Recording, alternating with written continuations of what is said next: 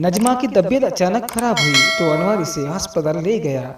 انور کافی پریشان تھا مگر اس کی پریشانی اس وقت ختم ہو گئی جب لیڈی ڈاکٹر نے چیک اپ کے بعد نجمہ کو یہ خوشخبری سنائی کہ وہ ماں بننے والی ہے۔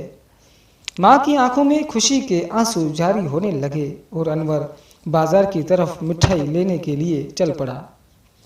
نجمہ نے اس خبر کے لیے 10 سال تک انتظار کیا تھا۔ انور جب مٹھائی لے کر آیا تو اس نے پورے ہسپتال میں مٹھائی بانٹنا شروع کر دی اور اپنی بیوی کو واپس گھر لے آیا۔ اب وہ نجمہ کے پہلے سے بھی زیادہ خیال رکھنے لگا۔ اس کا ایک کریانہ اسٹور تھا۔ پہلے وہ اسٹور پر رات کو کئی وقت تک کام کرتا تھا کیونکہ رات کے وقت گاہک زیادہ آتے تھے، مگر اب نجمہ کی وجہ سے وہ شام کو ہی گھر واپس آ جاتا تھا۔ دن گزرتے گئے اور آخر کار وہ دن آ گیا جس کا نجمہ اور اس کے شوہر کو بڑی شدت کے ساتھ انتظار۔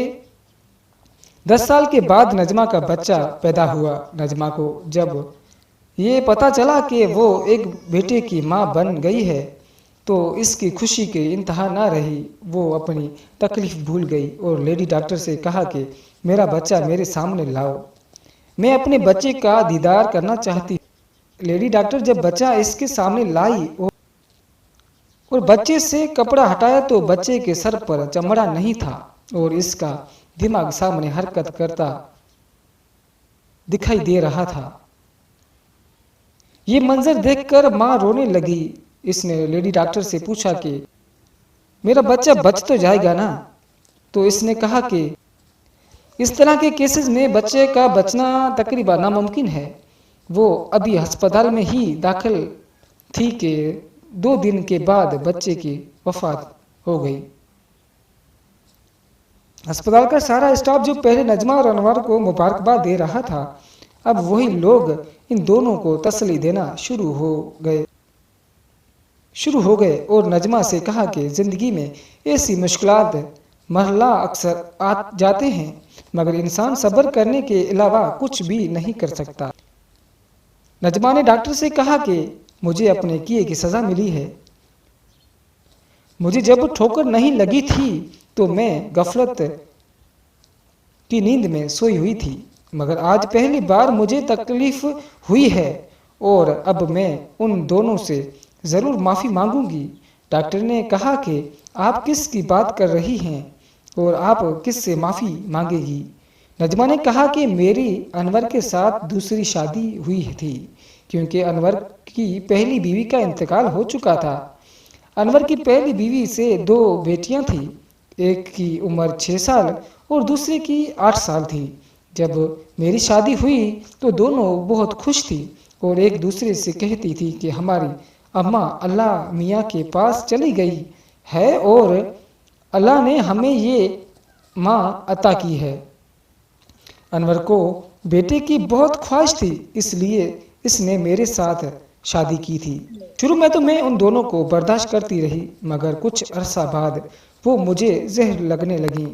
وہ میرے بہت قریب آ چکی تھی کیونکہ وہ کافی عرصہ اپنی ماں کی محبت سے محروم رہی تھی۔ اب میں نے دل میں یہ فیصلہ کر لیا تھا کہ ان دونوں کو اپنے سے دور کر دوں۔ میں نے اپنا سوتیلا پن دکھانا شروع کر دیا اور انور کی غیر موجودگی میں ان پر ظلم ڈھالنے لگی۔ میں نے ان پر اتنا ظلم کیا جو کہ شاید ان کی اوقات سے بھی زیادہ تھا، اور صرف یہی نہیں بلکہ انور گھر آتا تو میں ان دونوں کی شکایت کرتی۔ وہ بیچاری ڈری اور سہمی ہوئی خاموش رہتی تھی۔ وہ بہت چھوٹی تھی اس لیے اپنے باپ کے سامنے میری شکایت نہیں کر سکتی تھی۔ انور صبح دکان پر چلا جاتا اور میں ان کو اپنی مرضی کا ناشتہ دیتی تھی۔ ابھی وہ کھانا کھا رہی ہوتی تھی کہ میں کھانا ان کے سامنے سے اٹھا لیتی۔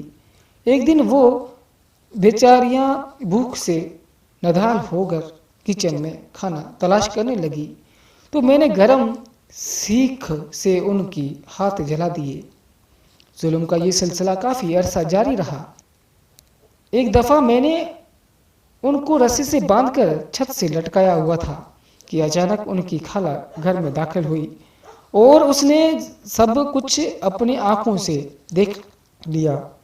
وہ مجھ سے جھگڑنے لگی اور مجھ سے کہنے لگی کہ تم انسان نہیں ایک ڈائن ہو۔ ہمارا جھگڑا جاری تھا کہ انور گھر میں داخل ہوا۔ اس نے انور کو سب کچھ بتا دیا، مگر انور کو مجھ پر بھروسہ تھا۔ پھر ان کی خالہ ان دونوں کو اپنے ساتھ اپنے گھر میں لے گئی۔ ان دونوں کی جانے کے بعد گھر میں مجھے ہر وقت ان کی چیخیں سنائی دیتی تھی اور میں خوف کے مارے اپنے کانوں میں انگلیاں ڈال دیتی۔ گھر بہت ویران ہو چکا تھا اور مجھے ان ویرانی سے ڈر لگنے لگا تھا۔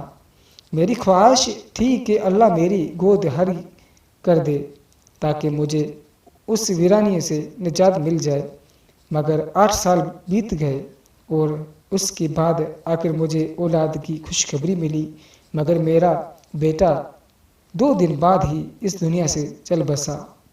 اس نے انور سے کہا کہ میں ہسپتال سے سیدھا ان دونوں بچیوں کے پاس جاؤں گی۔